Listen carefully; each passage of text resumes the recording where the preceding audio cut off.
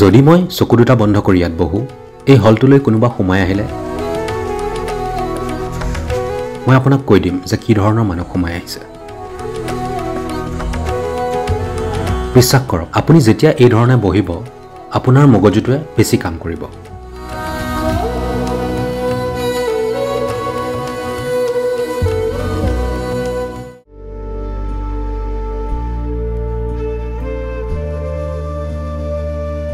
আপুনি যদি ভিতৰৰ পৰা মানৱ শৰীৰটোৰ বিষয়ে জানে আপুনি নিজেই দেখিব পেটত খাদ্য থাকিলে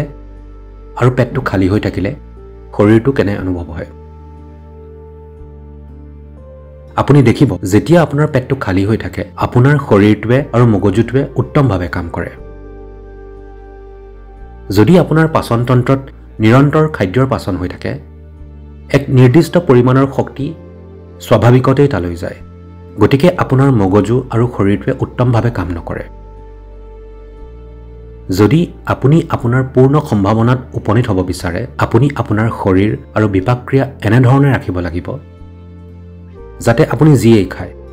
1.5 ঘণ্টাৰ পৰা 2.5 ঘণ্টাৰ ভিতৰত আপোনাৰ পেটটো খালী হৈ পৰিব লাগিব এইটো কথাতেই যোগে জোৰ দিয়ে খালী পেট মানে ভোকত থকা নুবুজায় যেতিয়া শক্তিৰ স্তৰ কমে Stomach being empty does not mean hunger. Only when the energy levels run down, you feel hunger. আপুনি ভোক অনুভৱ কৰে নহলে পেটটো খালী হৈ থাকিব লাগে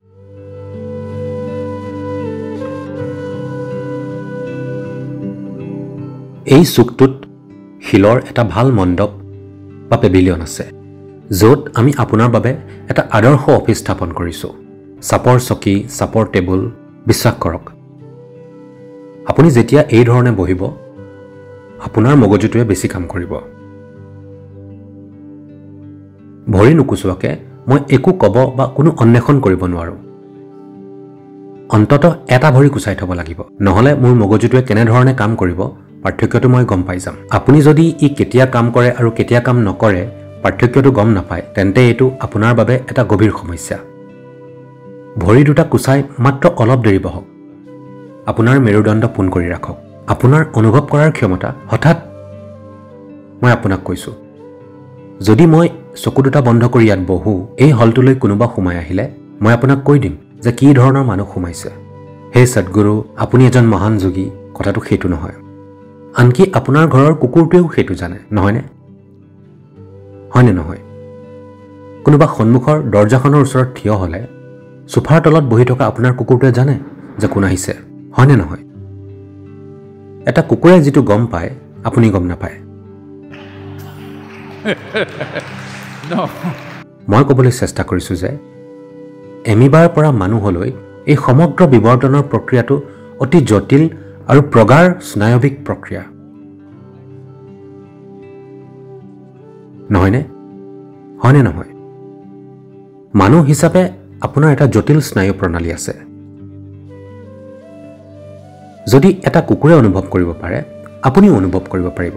এইটো একমাত্ৰ আপুনি সকলো সময়তে চিন্তাৰ বিভ্ৰান্তিত থকাৰ কাৰণে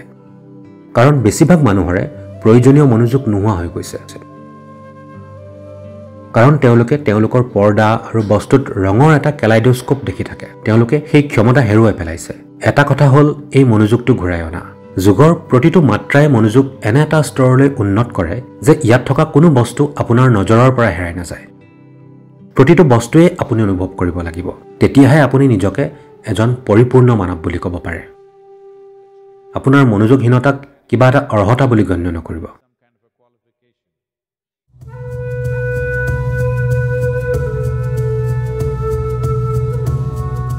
আপোনাৰ মনোযোগৰ মাত্ৰা অনুসৰি কিবা এটা বস্তু আপোনাৰ বাবে মুকলি হয় এই ক্ষেত্ৰত মনোযোগ অভ্যাস কৰিবলৈ উশাহ নিশাহ এক সুন্দৰ আহিলা মনোযোগ কোনো নিৰ্দিষ্ট উদ্দেশ্যৰ বাবে নহয় স্বাভাৱিকতে মনোযোগী হওক আপুনি শিল্পী হ'ব পাৰে বিজ্ঞানী হ'ব পাৰে আধ্যাত্মিক ব্যক্তি হ'ব পাৰে ব্যৱসায়ী হ'ব পাৰে বা আপুনি পৰিয়ালটোৰ বাবে প্ৰেমৰ বাবে আনন্দৰ বাবে নিজৰ জীৱনটো নিৰ্বাহ কৰি আছে এই সকলোবোৰ আপোনাৰ বাবে এই কাৰণে উন্মুক্ত হ'ব কিয়নো আপুনি এইবোৰত যথেষ্ট মনোযোগ দিছে মানুহৰ মনোযোগে ব্ৰহ্মাণ্ডৰ যিকোনো দুৱাৰ খুলিব পাৰে কিন্তু উদ্দেশ্যবিহীনভাৱে মনোযোগী হ'বলৈ সক্ষম হ'বলৈ কোনো ফলাফল গণনা নকৰাকৈ মাত্ৰ মনোযোগী হ'বলৈ জীৱনী শক্তিক মনোযোগী প্ৰক্ৰিয়ালৈ পৰিণত কৰিবলৈ আপোনাৰ মনোযোগ কেৱল মানসিক হ'ব পাৰে বা আপুনি সমগ্ৰ শৰীৰটো আপোনাৰ মনোযোগৰ প্ৰক্ৰিয়াত জড়িত কৰিব পাৰে আপুনি এটো বুজিবলৈ হ'লে যদি আপুনি শিকাৰ কৰিবলৈ কাতৰ হৈ থকা এটা বাঘ বা এটা নাহৰ ফুটুকি বা এটা চিতালৈ লক্ষ্য কৰে সি কেৱল মানসিক মনোযোগেই নিদিয়ে তাৰ সমগ্ৰ শৰীৰটো মনোযোগী একাগ্ৰ হয় শক্তিসমূহ একাগ্ৰ হয় গতিকে আপুনি যদি নিজৰ শৰীৰ আপোনাৰ শক্তি মানসিক মনোযোগৰ সৈতে জড়িত কৰে হঠাৎ এই মনোযোগ হঠাৎ এক প্ৰচণ্ড বল হৈ পৰিব যি আপোনাৰ বাবে জীৱনৰ বিভিন্ন দিশ উন্মুক্ত কৰিব যি পৰিমাণে আপুনি মনোযোগৰ সৃষ্টি কৰিব Life yields to you only to the extent that you are able to create the power of attention. জীৱনটোৱে কেৱল সেই পৰিসৰলৈকেহে আপোনাৰ বাবে উন্মুক্ত হ'ব মানুহৰ মনোযোগ শক্তি হৈছে এক আশ্চৰ্যকৰ বল আপুনি প্ৰয়োজনীয় অভ্যাসৰ দ্বাৰা নিজৰ আৰু সকলোৰে লাভৰ বাবে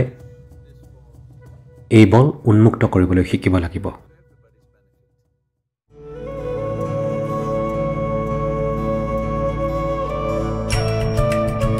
আপোনালোক সকলোৱে মোৰ এই আশ্চৰ্যকৰ পাত্ৰটোত মনোযোগ দিয়া উচিত অনুগ্ৰহ কৰি মনোযোগ দিয়ক অনুগ্ৰহ কৰি এতিয়াই এটো কৰক আপুনি এই পাত্ৰটোৰ পৰা মনোযোগ অতৰাই নিদিব মাত্ৰ মনোযোগ দিয়ক কি যে এটা সুন্দৰ পাত্ৰ